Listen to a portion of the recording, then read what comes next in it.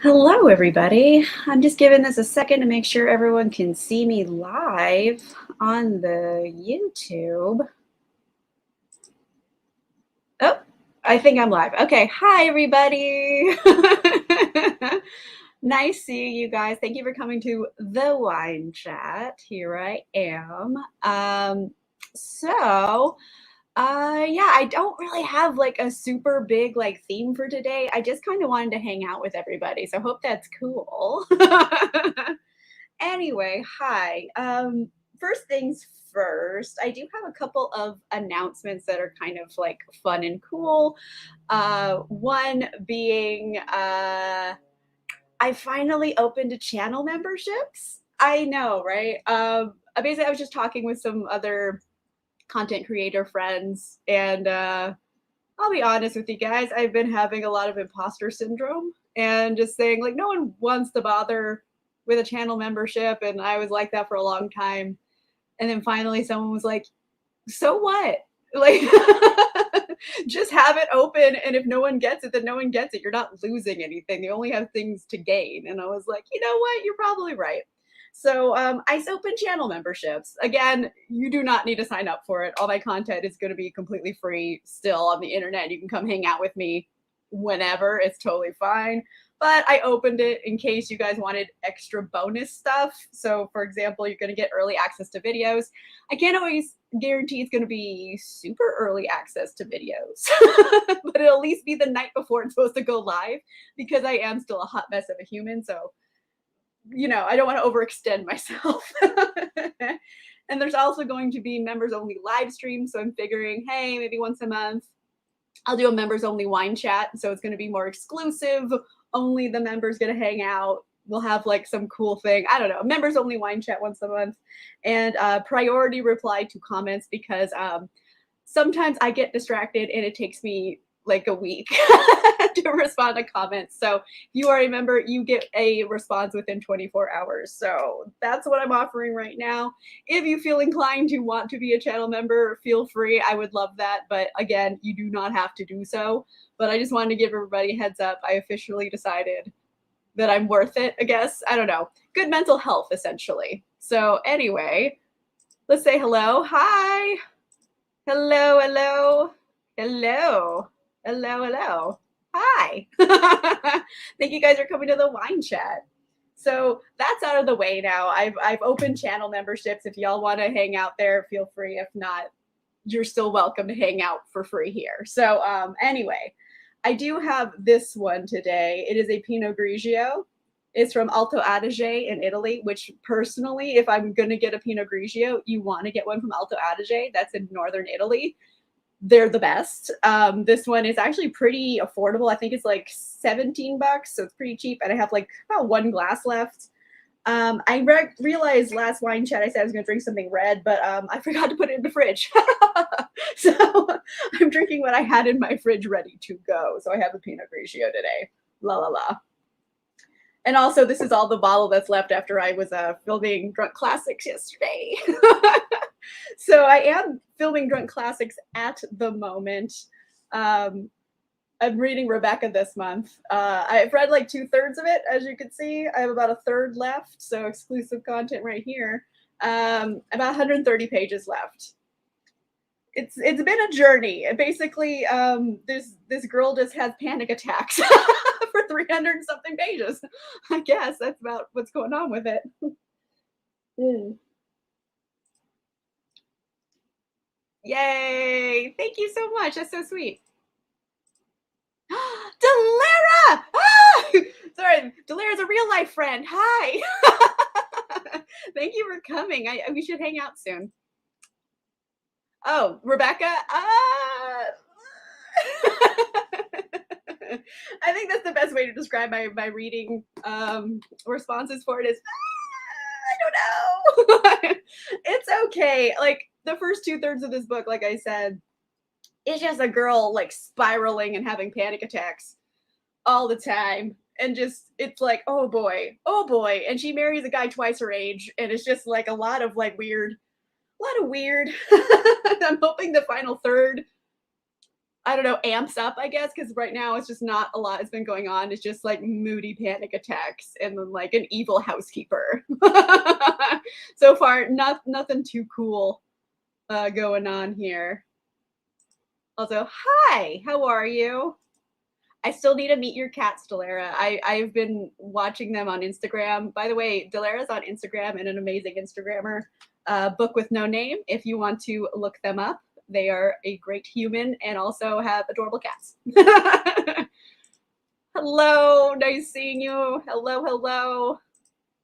Oh, goodness, Rebecca. I don't know. I'm 2/3 of the way through and like, you know, I'm doing it for Drunk Classics and I DNF'd one for Drunk Classics and I still feel low-key guilty about it. So I am going to really try to finish this one. I'm going to do it today, probably after this wine chat, because I'm pre-gaming a bit, as you can see. So I'm going to probably finish that today. Next Saturday, 9 a.m. Pacific time, it's going to go live. I always do premieres, so we can live chat during it. Hopefully it'll be cool. Like, sober Amanda does not know what drunk Amanda has said until I go back and edit it. So it's going to be a surprise to me, too. But I did have a theme for this one, as you can tell from the title. It is called Smutty Delights, and it is basically, I went around buying a lot of my like back catalog romance novels I've been wanting to read. So I got a big stack of them. Like I found a good deal on a website, and it was like I didn't spend a ton of money, but I got a bunch of stuff that I've been meaning to read. So without further ado, let's just talk about a few of them I got, because like I think some of them are pretty cool. Hold on. Okay, so first things first, I have Mr. Darcy, Vampire by Amanda Grange. This wasn't necessarily on my back catalog, but I saw it at a used bookstore and I was like, yes. Why do I not own this in my life? I need it forever. So, yeah, Mr. Darcy, Vampire. I'm assuming this is Pride and Prejudice, except Mr. Darcy's a vampire. Like, that only makes it better. Am I right? Yes. I will accept no other answers. And it says, a married man in possession of a dark fortune must be in want of an eternal wife. Dun, dun, dun. So it's Pride and Prejudice plus vampires. And I'm like into that. I have no idea what it's about. I saw it at a used bookstore and they were having a sale, all the romance for half off. And I was like, oh, this is $6 at this. I'm going to get it for $3. It's worth $3. So I'm totally getting that one. I was really excited about it. Let's see. When you're right, you're right. Really, you can add like some paranormal element to anything and it's kind of cool. Hence, you know, Pride and Prejudice, another example, Pride and Prejudice and zombies. Throw zombies in. Why not? Pride and Prejudice is good. Zombies are good. Put them together. You have double the good. Yeah. Why not? Throw them in. Throw them in anywhere. Vampires all over. It's raining vampires. Another book I got recently was The Bright and Breaking Sea by Chloe Neal. I accidentally bought 2 copies of this book because I bought one at the used bookstore and I forgot I had ordered a copy. So I have 2 copies. So maybe I'll do a giveaway. Who knows? Who knows? I'll do a giveaway for it. I'm sorry. I've had a lot of cold brew before this live show, so I'm a little hyped on a lot of caffeine. I think the wine will take it down a notch. So this one, it's a fantasy, and I believe it's also a romance. So this is it's basically kind of giving me Darker Shade of Magic vibes a little bit. Like, tell me that doesn't like resonate the same kind of vibe. So it's Kit Brightling, rescued as a foundling and raised in a home for talented girls, has worked hard to rise through the ranks of the Isle's Crown Command and become one of the few female captains in Queen Charlotte's fleet. Her ship is small, but she's fast, and in part because Kat's magical affinity to the sea. But the waters become perilous when the Queen sends Kit on a special mission with a partner she never asked for. So they're out on a boat. It's pirating. Well, not pirating, maybe privateering. She's got magical ocean powers and she's a captain of a ship. And there's going to be like an enemies to lovers, Rian Grant, Viscount Queenscliff, maybe a veteran of the Continental War, but Kit doesn't know him or his motives. And she's dealt with one too many members of the Beau Monde. But Kit has her orders and the Queen has commanded that they journey to a dangerous pirate quay and rescue a spy who's been gathering intelligence on the exiled emperor of Gallia. I don't know how to pronounce it. I'm hoping for the best. So enemies to lovers, it kind of has like a historical romance kind of vibe, although, you know, alternate history. I'm into it. I'm like, yes, give me some sassy female ship captains. It's definitely a little Lila Barty. Also, maybe Smutty, because Chloe Neal has been known to write a little bit of smutty stuff. I don't know. Oh. I mean, you know, here's the thing. I like other series by Victoria Schwab better. Sorry, V.E. Schwab. They dropped the Victoria out of their name. So V.E. Schwab, I've read other books by this author that I appreciate more. For example, the Vicious and Vengeful duology, which I think she's writing more. They're writing more books in.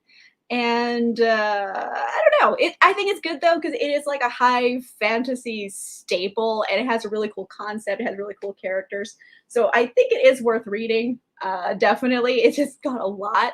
Eventually, you're gonna meet someone named Alucard, who is a sassy pirate captain, and I love him.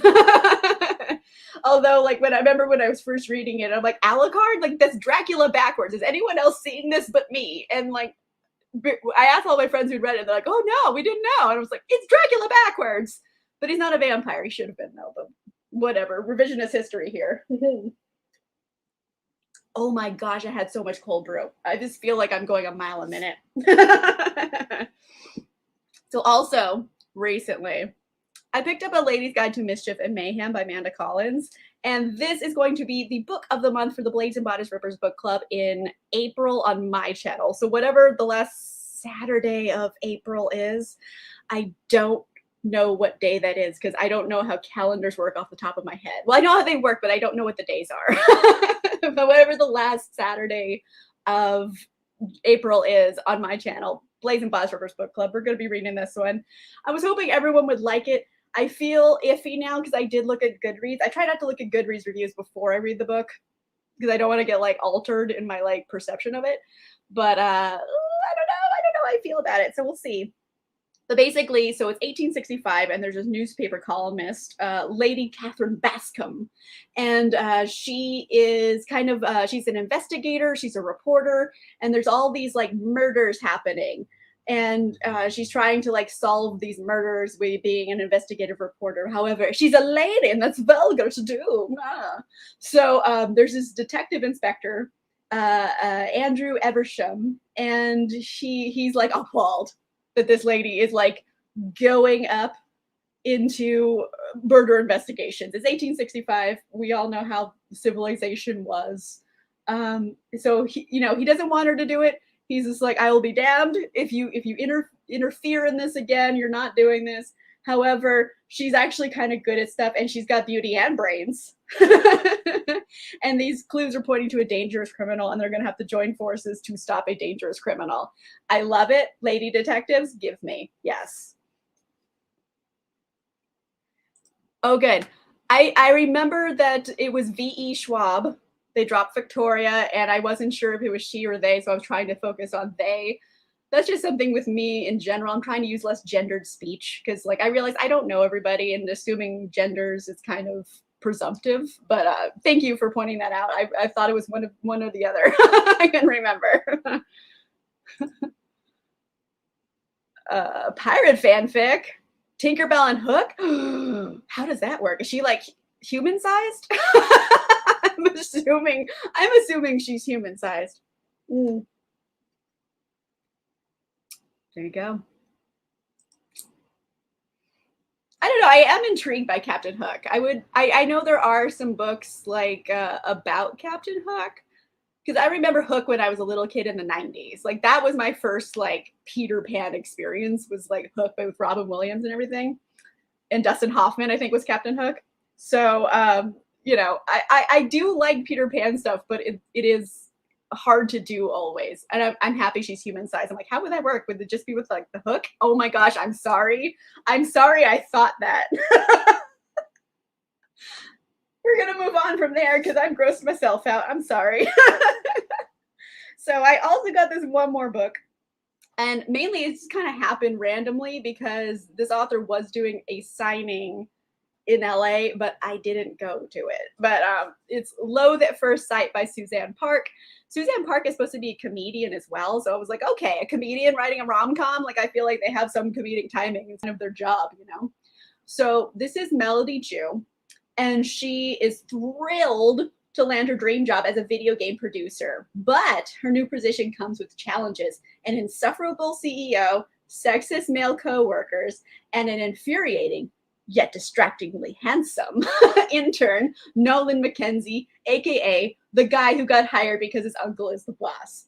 So enemies to lovers, workplace romance, and Melody, she's not having a good time here. She's like, is this a bad decision? And so she made so she's like, you know what, whatever, I need to get back to what I like. So she starts this mobile game, right? Just as a lark. And it has male strippers fighting for survival in a post-apocalyptic world. So this is like her joke game. However, does really well. The studio is super interested in it. So she's like, oh my gosh, I didn't know male strippers in the apocalypse was going to do so well. So Nolan, you know, the intern guy, he gets assigned to Melody's team. And she's sure, like, he's going to be useless. He's not into this. However, they grow closer. She realizes he's smart and sexy. Beauty and brains again, guys. Which makes Melody want to forget he's her intern. So they have attraction, and then also complications, including a devastating trolling scandal. Oh my goodness. And then, you know, enemies to lovers, video game industry, beauty and brains, male strippers in the apocalypse. It's got like a lot of cool things going on here. And I kind of do wish I went to the signing, but it was like the day of the signing, I was just like, I don't want to put on pants. So I stayed home. But yeah, so I am excited about it. And it is blurbed actually by Helen Hong, author of The Kiss Quotient. It says, bursts with humor, heart, and great energy. I loved it. So excited for this one. I think it's going to be fun. A rom-com written by a comedian. I mean, they kind of know what they're talking about at this point. Let's see. It might be. Why not? They could save the world through hip gyrations.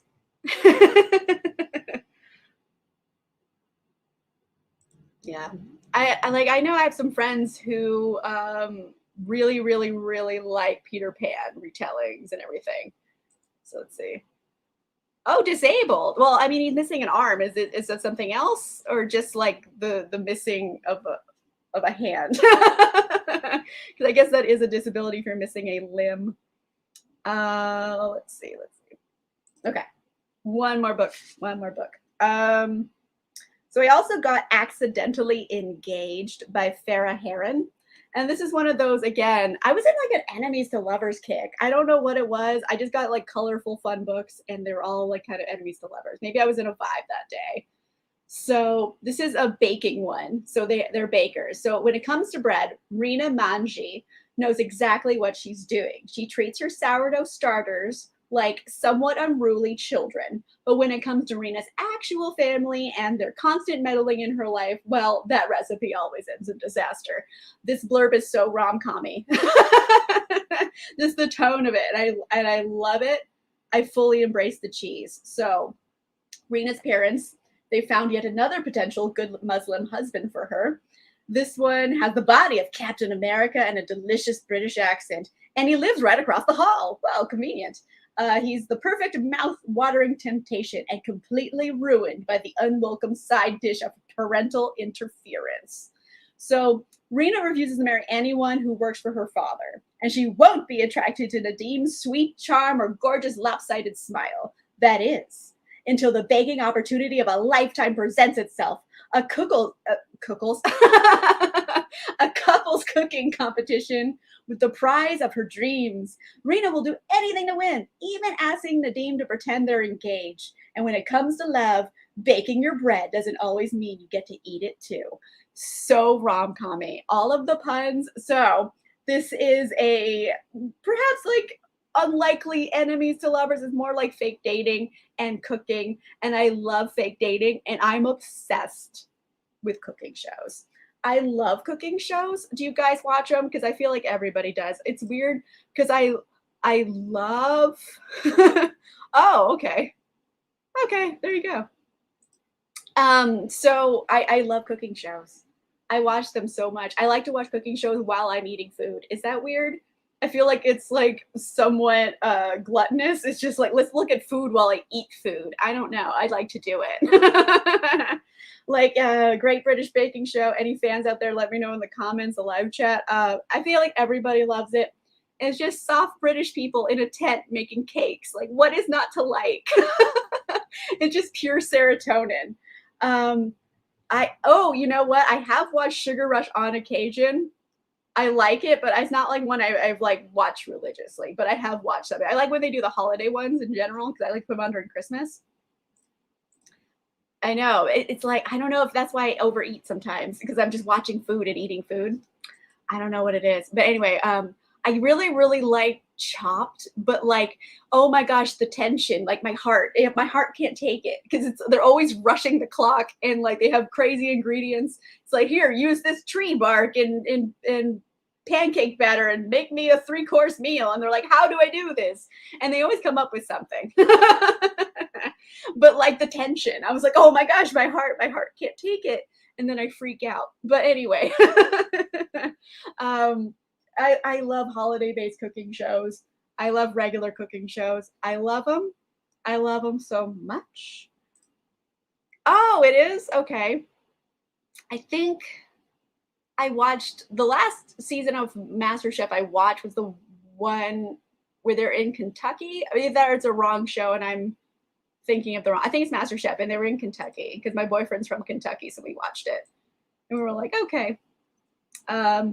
You know, I didn't get into Iron Chef. I've tried it and like I didn't get into it, but maybe I should try it again. I don't know. Battle Royale. Okay. A vibe. I like vibes. I love baking. And like I just read this other one recently. Let me grab. Hold on. It was in Reaching Distance. I just read this one actually and reviewed it just in my last video. And this one surprisingly really enjoyed. I say surprisingly, like I didn't expect to like it, but it's just it's basically it's like it's a unlikely love story set in a baking competition show. So Top Chef, yeah, I know it's a chef thing, but not Master Chef. So this one, love it. It's basically there's this woman named Dahlia. She just got a divorce. She's trying to figure out who she is in life because for so much of her life, she just kind of went along with what everyone else wanted. She's like, what do I want? I need to figure that out. She likes baking. She gets on this baking competition show and she meets London, who is also on the baking competition show. And they are openly non-binary and they kind of say this on national television. So there is backlash to that. There shouldn't be. I'd love to live in a world where everyone just has pronouns respected, but you know, sadly we don't yet. So yeah, so it's like a love story between them and it's really cute. And they both have to overcome things and then they get together. And when I was reading it, I didn't know if it was just going to be like cute and baking and like funny and stuff. I didn't know how smutty it was going to be essentially. Because sometimes, like, not saying like non-binary characters can't be smutty, but sometimes authors don't want to get into genitals because genitals, you know, they're very gendered. So I was wondering, and then I was like, oh no, they went full smut, and I was like, yeah. So it was good smut. I love these two characters together. They're adorable, and it also takes place in Los Angeles. So a lot of the places they go to are real places in Los Angeles. So they name little places, and I was like, I know where that is. I've been there, so it's kind of cool because it's like an LA story. It's you know, kind of not really a second chance romance. It's more just like a chance opportunity romance, and I like them. So yes, this is a book I recommend. I think it's really good. Let me see. Oh, yeah, I remember that one. Then they have to like. Was that the one where they had to make like a head? Like a head, like that, like a mold of a cake of a guy's head. I wasn't sure. I don't remember that one though. Full smut. Yeah. Love it. Um,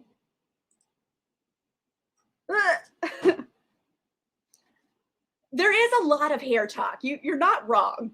You're not wrong. London is kind of obsessed with Dahlia's hair. However, Dahlia has good hair, so I was like, okay, well, we all have our things, right? You know, some people like butts, some people like hair, I guess.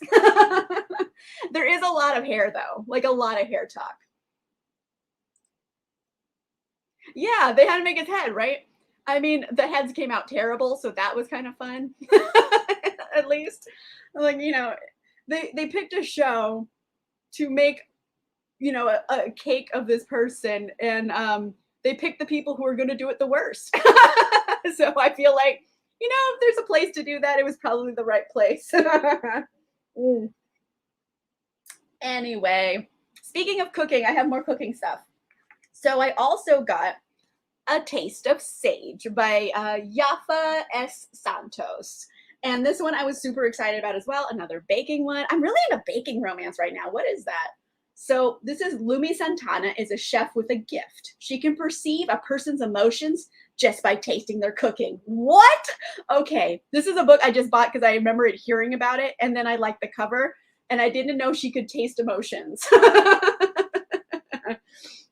So, despite being raised by a single mother who taught her that dreams and true love were silly fairy tales, she decides to take a chance and put her heart and savings into opening a fusion restaurant in Inwood, Manhattan.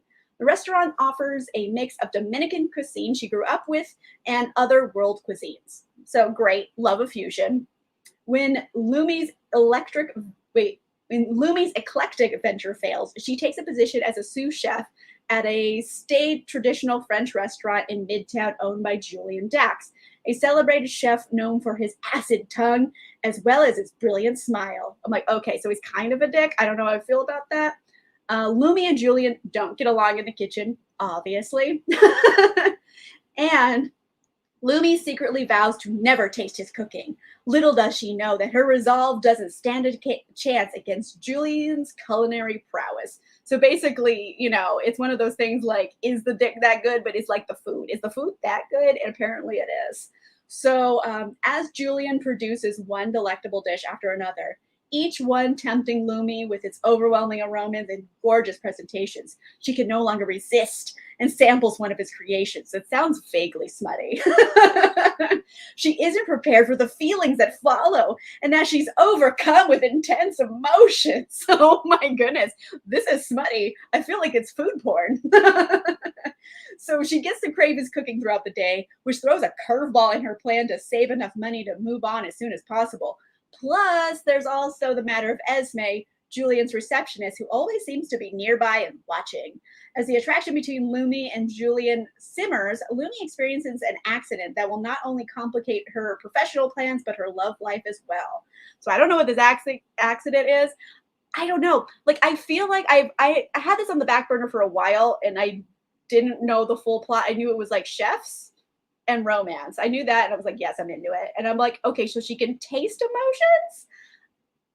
I don't know. Like, it's a questionable blurb. And sometimes blurbs aren't good. So I don't know how I feel about it, but it's like, I don't know.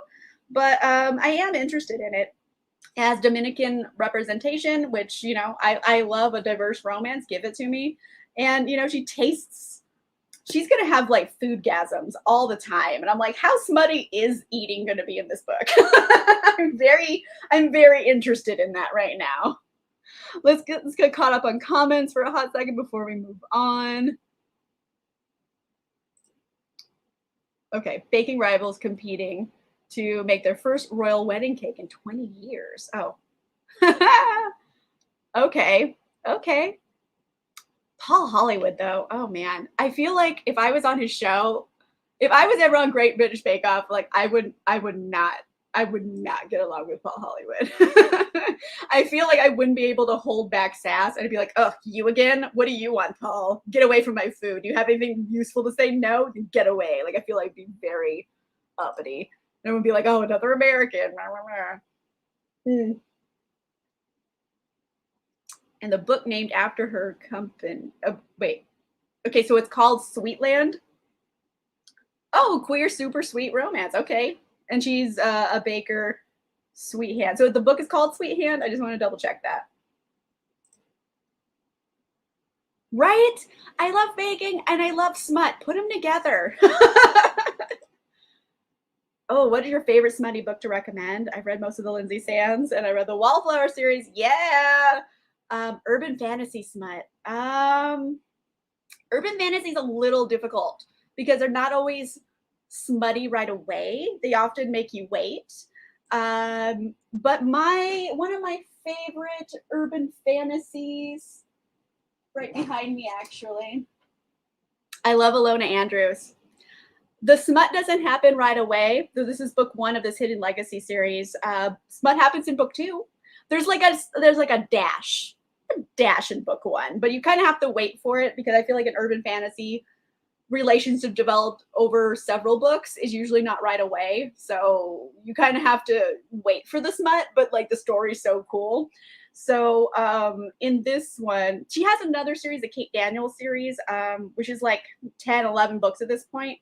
So that's a whole other theory. This one's shorter. So this one's a trilogy. So, you don't have to commit to so many books.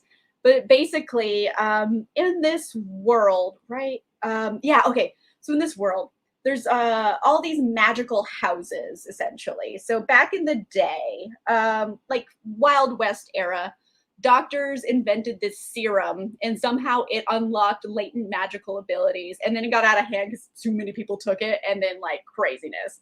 So like all of these magical dynasties have been created. So there's like there's all these different magical houses, like kind of Game of Thronesy, but it's like modern day. So it's not like swords and horses and shit. There are horses though, but we're gonna get back into that. So basically, there's these magical dynasties and houses, and they have their own kind of separate culture and civilization. And like if it's a conflict between two different houses, you wouldn't call the police because it's house warfare. So the houses need to get out on their own because they all have crazy magical powers. Civilians aren't getting involved in it. And we're following Nevada Baylor. She is a private eye, and she gets roped into doing some things that is obviously a suicide mission. How is she going to get herself out of this sticky situation? And there's also this guy affectionately named Mad Rogan, the Scourge of Mexico. He used to be in the army, and he is part of, I think he's House Rogan. I think he has his own house. But essentially, he's like a very, very powerful magic user, and like he can level a city with his brain. So, and he's a little crazy. They call him Mad Rogan on purpose, and it's them kind of teaming up and then like banging the bejesus out of each other later on. But yes, this one, I love Alona Andrews for, urban fantasy. They're great. It is a writing team. It's a husband and wife. So I said that's why they sit there. But yeah. Good series, love it to bits. Let's see, baking romance. It is apparently, like, I didn't know it was a whole genre and kind of until doing this video. I often find my like theme for the video whilst in it. Like I knew these were just back catalog romances, and then I realized, oh, there's like, I have a lot of baking inspired romances right now. I'm kind of into them. Oh, okay. I just gave you one. If you want more, I will think of some more. Sweet Hand. Okay, so that's 2 for Sweet Hand. I have to look into that one. Let's see. Sweet Hand. Oh, okay, great. Love that. They had an American baking show. Oh yeah, I remember the Great American Baking Show. I haven't watched it yet because I was like, I feel like it's gonna be so different than like, I don't feel like it's gonna be like soft people making cakes. I feel like it's going to be more competitive. I haven't watched it yet. I don't know. I had a vibe about it. Yay! Read it. I love Alona Andrews. I love them as authors. I met them once and it didn't go well, but I don't think it was their fault. I think they were just got off a flight and were not like ready for all of this I threw at them. So I don't think it was their fault. Oh no, I don't know what you missed, but like, yay! Hi, Beth. Good. I fully embrace that. Hello, how are you? Okay. Yay! Yay, good stuff.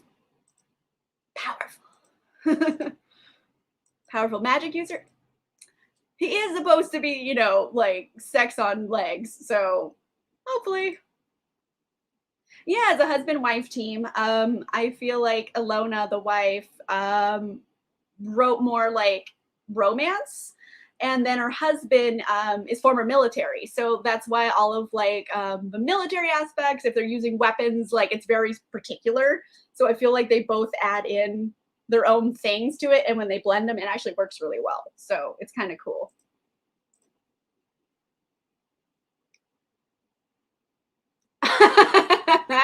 They're biscuits, they're not cookies.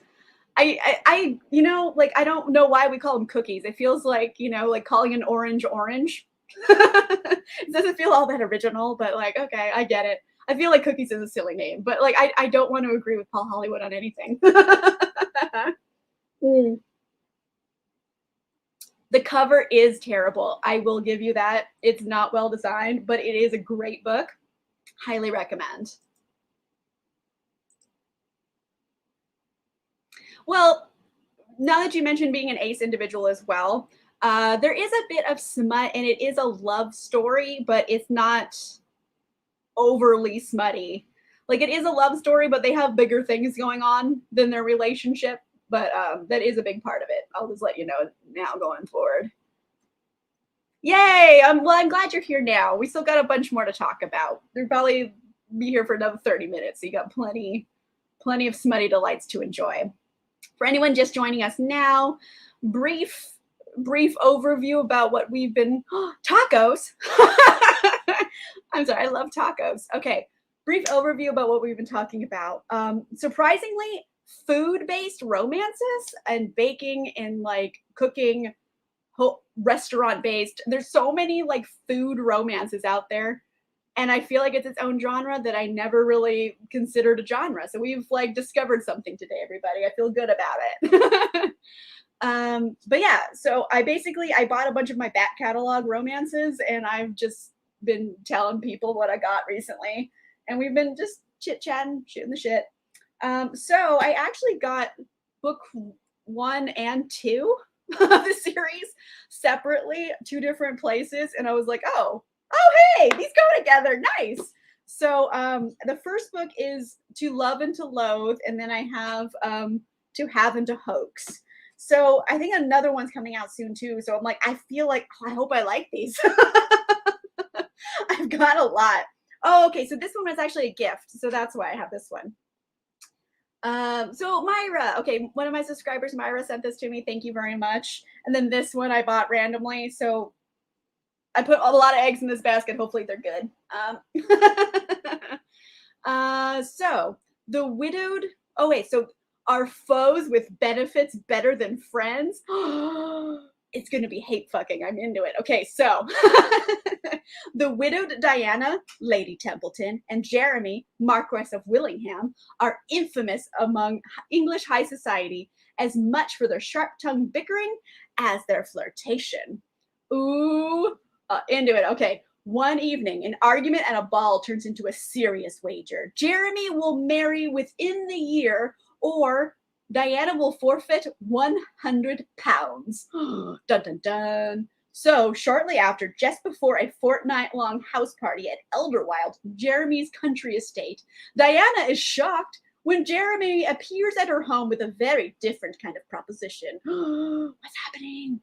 After his latest mistress unfavorably criticized his skills in the bedroom, Jeremy suggests that they embark on a brief affair while at the house party. Jeremy can receive an honest critique, and Diana can use the gossip to signal to other gentlemen that she is interested in taking a lover. Diana believes the proposal could only help her win this wager. So, with marriage on the mind, she heads to Elderwild. But while Diana and Jeremy are busy making bets, they stand to lose their own hearts. I love this. I love it so much. Okay, so basically, his like ex-girlfriend was just like, "Hey, listen, you're shitty in bed, and I don't want to fuck with you no more." And he's just like, "What? I am a man. I've never been told this." So he goes up to Diana, and he's like, "Hey, we're not friends, but like, let's bang it out and you can give me an honest critique because you don't really care if like you hurt my feelings. So like, what is this? I am obsessed. I'm obsessed. So thank you very much, Myra, for sending me this. I am so happy right now. I love it. I love the concept. And then I have the sequel to Having to Hoax. These are other people. So all's fair in marriage and war. Ooh, okay. So 5 years ago, Lady Violet Grey and Lord James Audley met, fell in love, and got married. 4 years ago, they had a fight to end all fights and have barely spoken since. Oh, that's not good. So their once passionate love match has been reduced to one of cold, detached politeness. But when Violet receives a letter that James has been thrown from his horse and rendered unconscious at their country estate, she races to be by his side, only to discover him alive and well at a tavern and completely unaware of her concern. Wanting to teach her a strange husband a lesson, Violet feigns an illness of her own. James quickly sees her through it, but plays along in an ever-escalating game of manipulation featuring actors masquerading as doctors, threats of Swiss sanitariums, faux mistresses, and a lot of flirtation between a husband and wife who might not hate each other as much as they pretend. I am less into this one. I'm less into it because I'm like, why? I don't like them manipulating each other the whole time. Not as into that one. But, you know, the first one was pretty solid. So I'm like, I'm willing to see where this one goes, essentially. But like, what? It's just going to be zany. You know what? No, I love a zany rom-com. Zaniness is an underappreciated virtue in rom-coms. I want zany. I want it smutty and zany and fun. That's what I want. Okay. Yeah. You know what? Yeah, they're having a good time. You're right. They are pretty cute. There was like this whole vibe to go to illustrated covers recently. Well, like within the past few years in romance, and I think it's just because they look less smutty in general. Hate smut. Is that a new genre we're creating right now? Spin-off series from Lexi Blake. Oh, okay. Lighter than the main. What was the main series? Oh, Lexi Blake's Masters and Mercenaries. Oh, stop. I don't know which one is which, but there you go.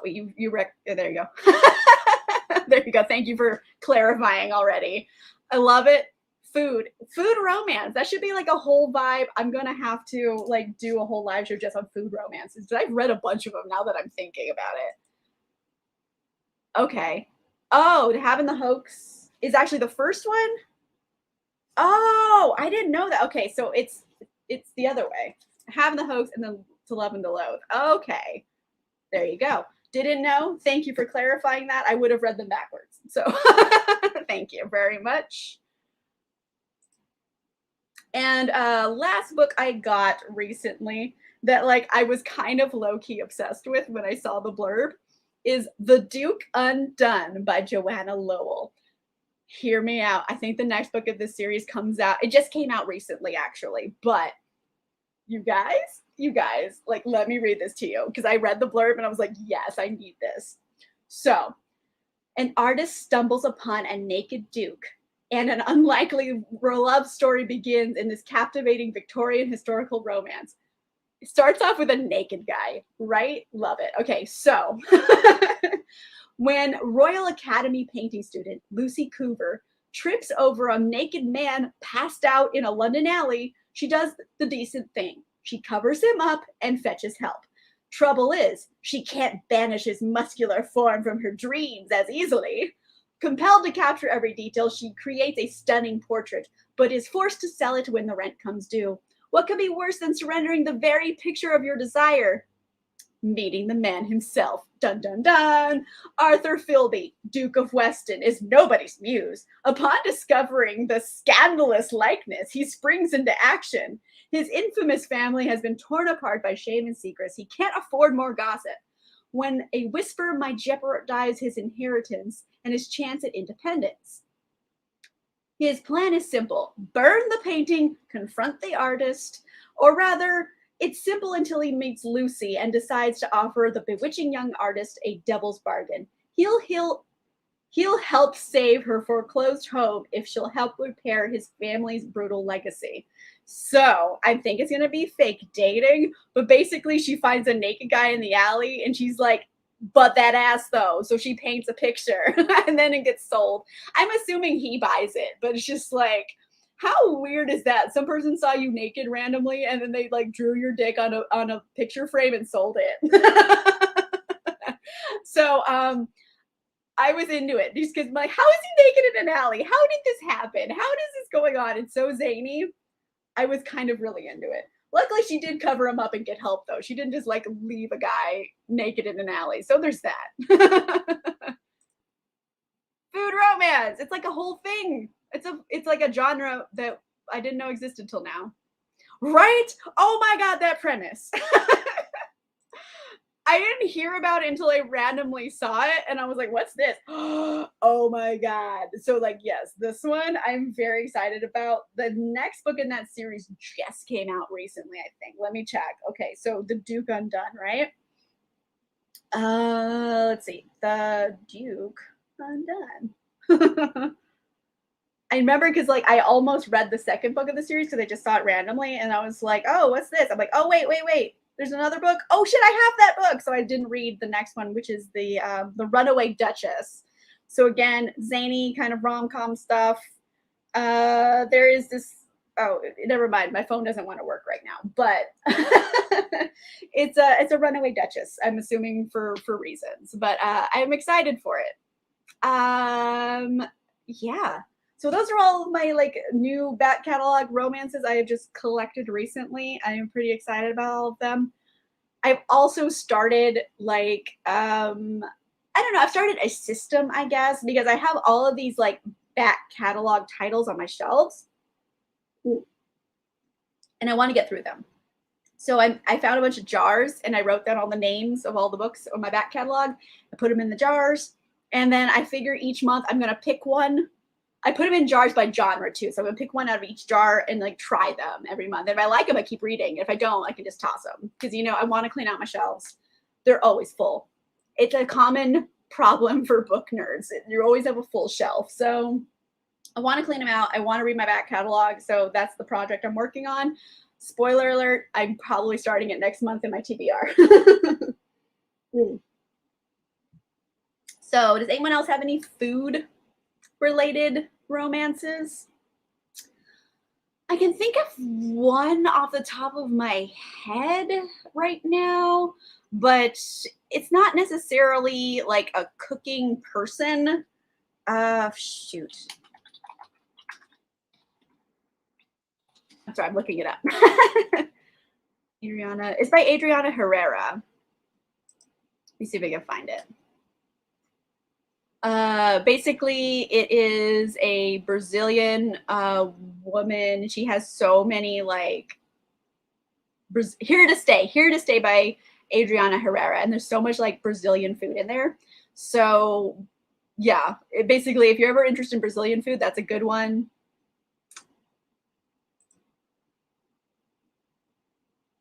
There you go. I mean, food is like I'm not always saying it has to be like food. Like it's a baker or like a restaurant. It just has to be food, has to be part of it. You know what I mean?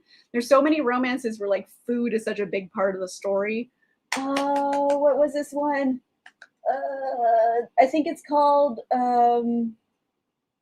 yeah, okay. I can't, it's too far out of reach, but it's called The Dating Plan by Sarah Desai.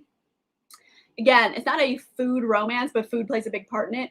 It's Daisy representation, so it's like Indian food, and he's like, "Oh, I'll order it spicy," and they're like, "You don't want to do that.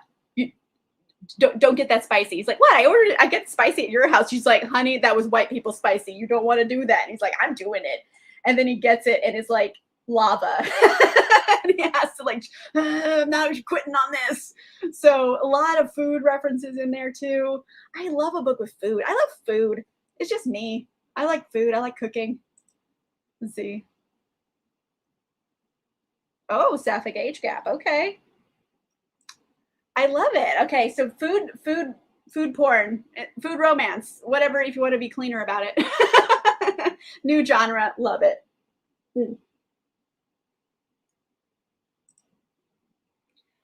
You know, I was just thinking that, not this book in particular, but there's a lot of food-based like murder mysteries. There's a ton. I don't know why food and like murder mystery, they go together. There's so many I can think of. What was the last one? I can reach this one. No, I can't. I don't know. That was the wrong book.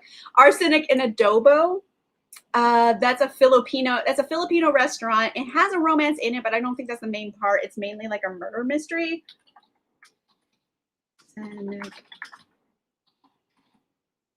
Mia P. Manasala. There you go. Arsenic and Adobo by Mia P. Manasala.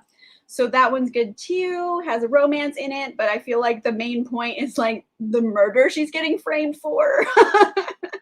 So yeah, food romance, guys. We found our vibe. I like it. I like, you know, I went in here with like a loose theme and then we found our theme. I feel good about it.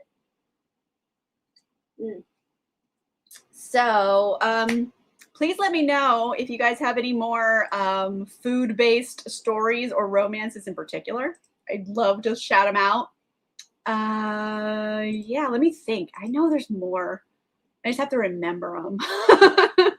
Usually I take a minute to like write down the books. I don't always like know them off the top of my head. Let's see. You know what? I'm just going to Google it and see what comes up. Food-based romances.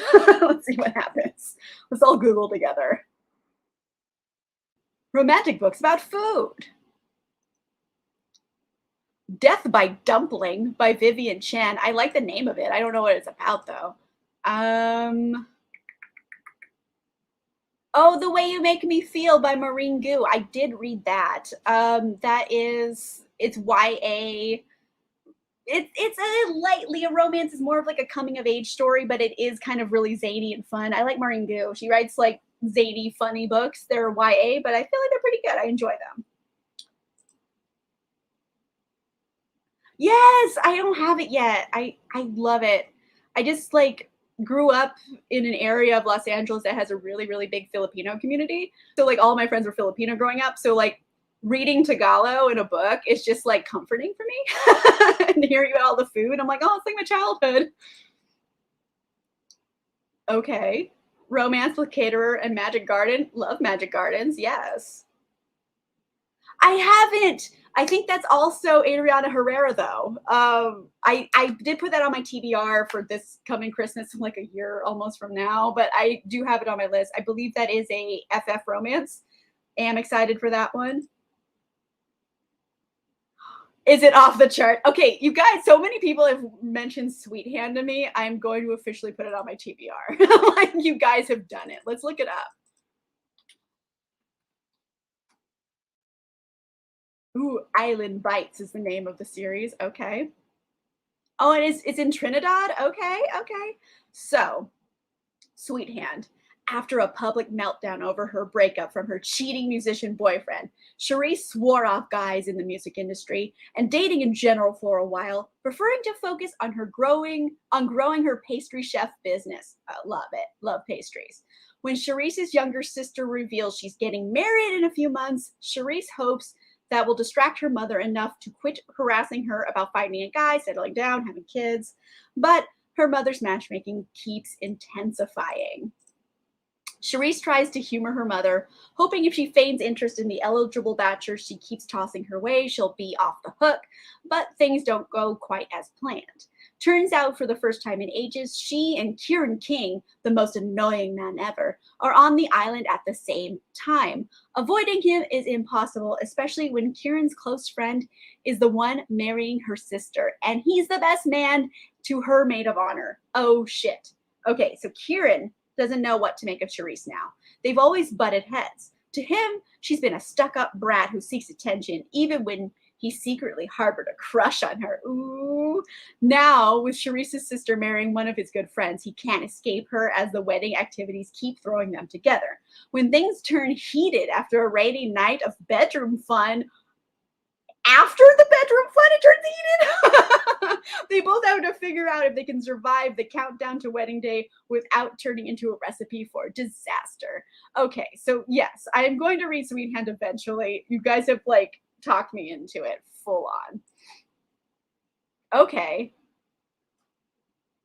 Death by Dumpling. I mean, it does. There's so many like food titles in books, and they're always murder mysteries. It's like a full thing I've noticed. Have you guys noticed that? It's like a full thing I've noticed. Oh, Fall Love Story. I've heard of that one, but I have not read it yet. Okay. Okay, Digging Up Love. Nice.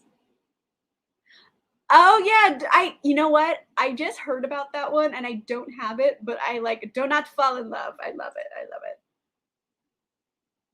You know, that's like a is that classic? I don't remember when that came out. It has to come out a while ago at least.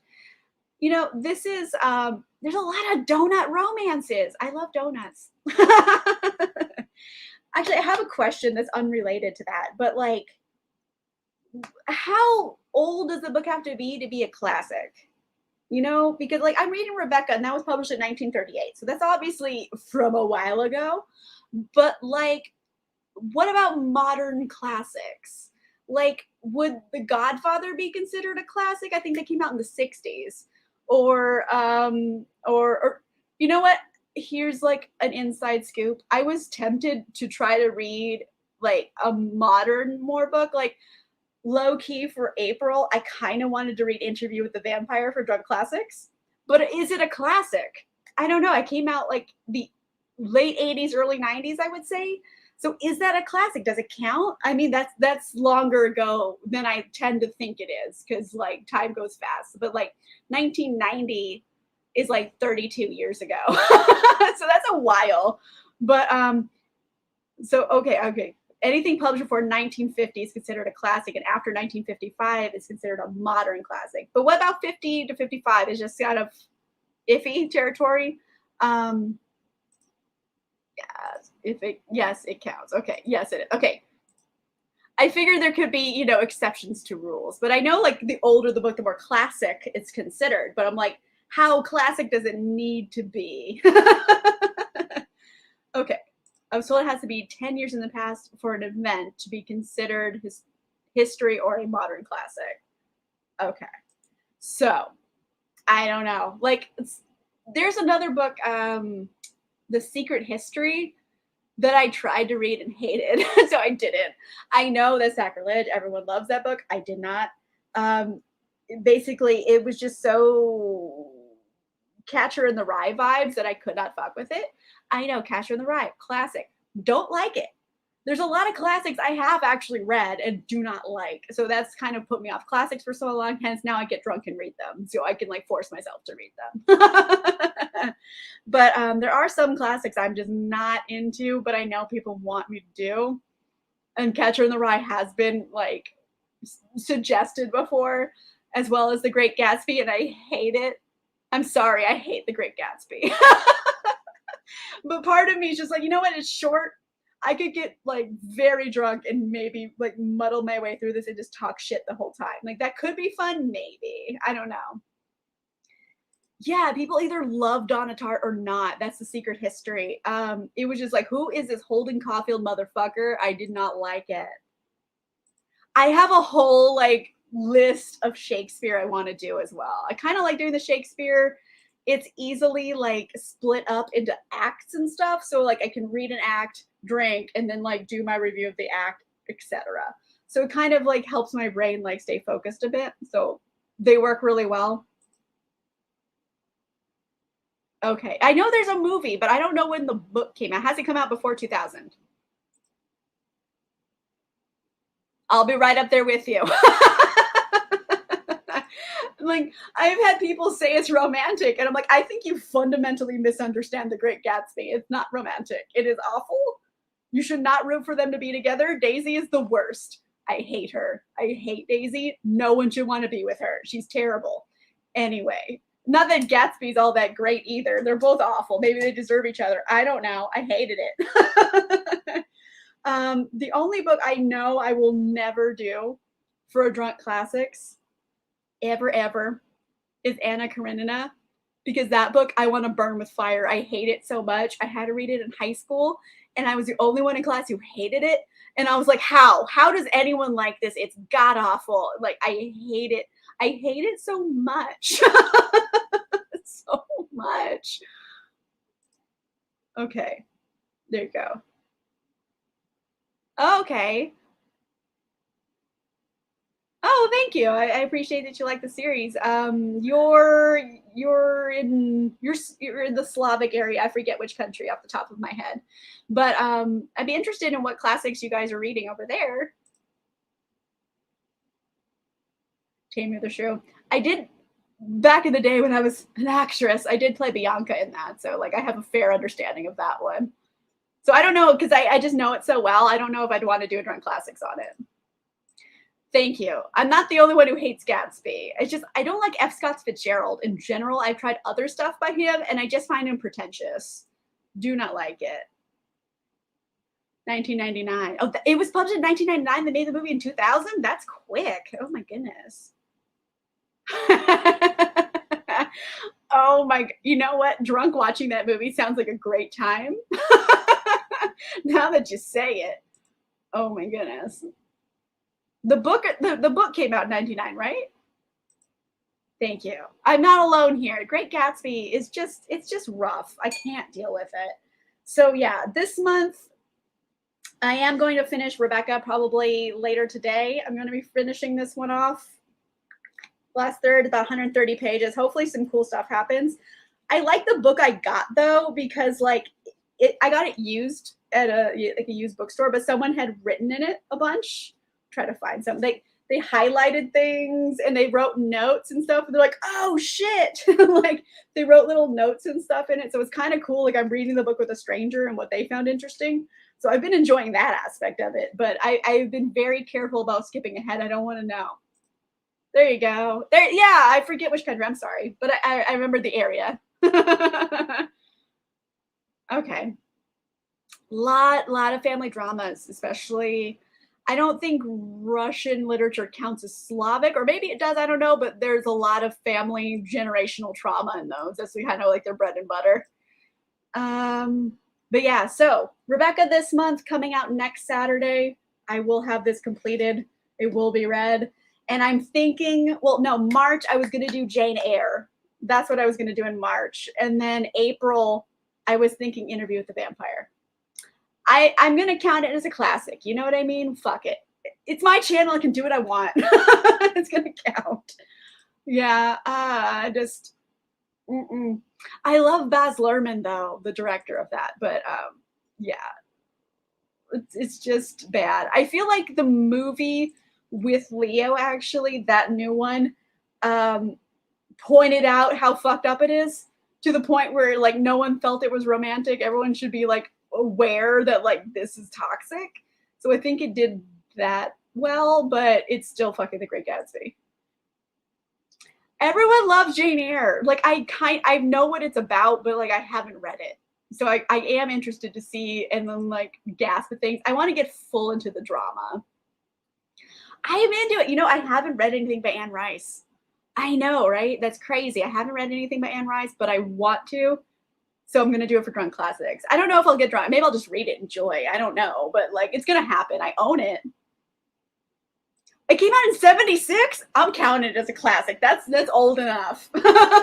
86, 96, 06, 16. Like that's almost like, 26 would be 50 years. So that's like 46 years old. I'm counting it.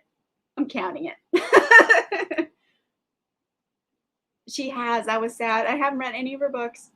I'm going to though. So I'm thinking April I'll do Interview with the Vampire. That's like the plan. We'll see if that happens, but that's the plan at the moment.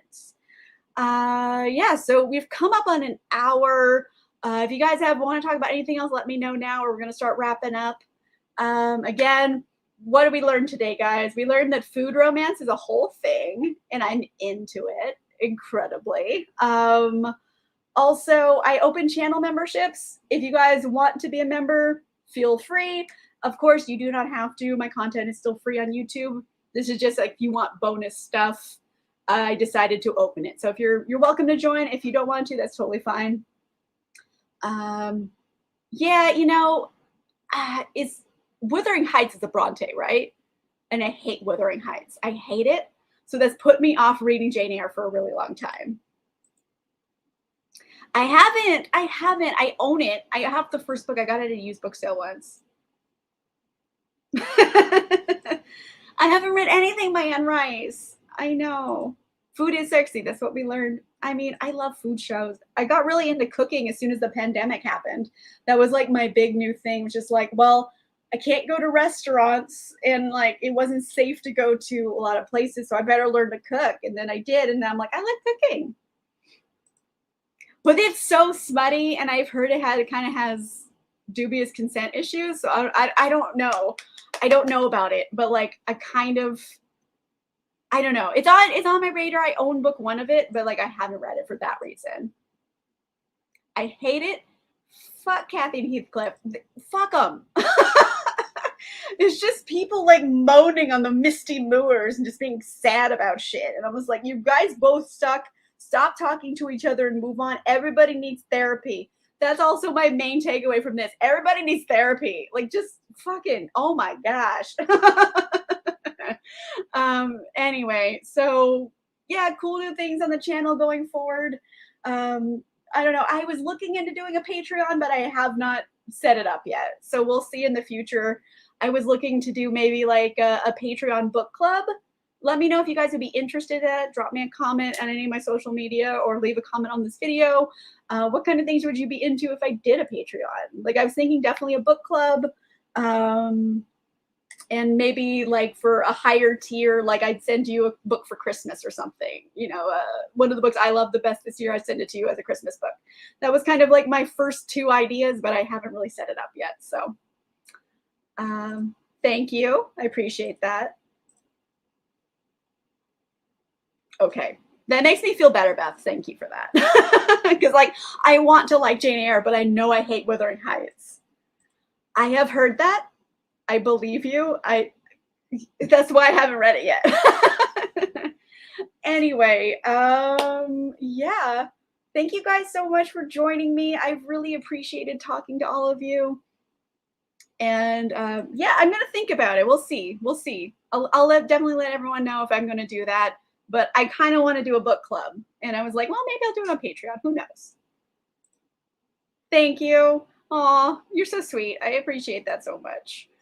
But yeah, thank you guys for coming and hanging out. I always love hanging out with you guys, just spending like an hour talking about books, drinking some wine. I'm out of wine though, but thank you so much. Bye. I need to come meet your kitties. Call me. We'll set it up. Yes, thank you guys so much for joining me. I really appreciate it. And again, let me know if there's something you'd be interested in for Patreon, or if there's just something you want to talk about. If you have any more food-based romance suggestions, please leave them in the comments. I'd love to check them out. Thank you guys for telling me about Sweet Hand, which I'm totally into right now. I'm gonna like try to read that soon.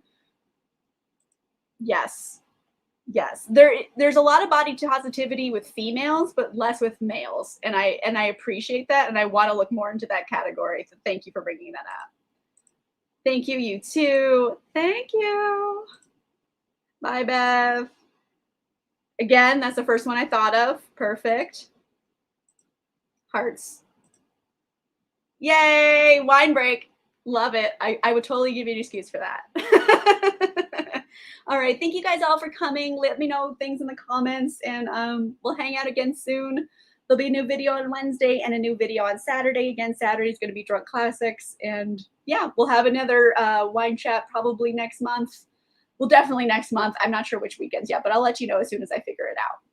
All right. Bye, guys. Thank you for coming.